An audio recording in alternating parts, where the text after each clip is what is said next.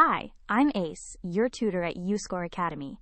Let's learn addition within 100 together, step by step. Every two-digit number is made of tens and ones.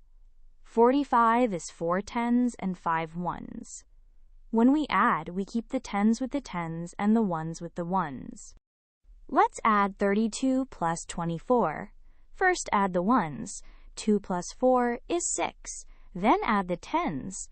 3 tens plus 2 tens is 5 tens, so the answer is 56. Sometimes the ones add up to 10 or more. When you have 10 ones, you trade them for one new 10. We call this regrouping, and it helps our numbers stay tidy. Add 47 plus 38. The ones are 7 plus 8, which is 15. That is one new 10 and 5 ones. Now the tens.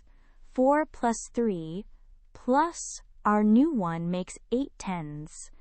The answer is 85.